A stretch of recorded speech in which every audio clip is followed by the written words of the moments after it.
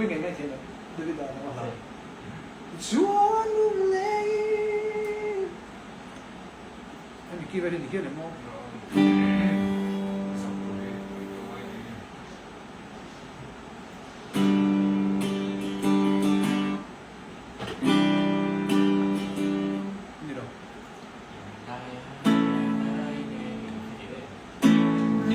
mà chia trên khá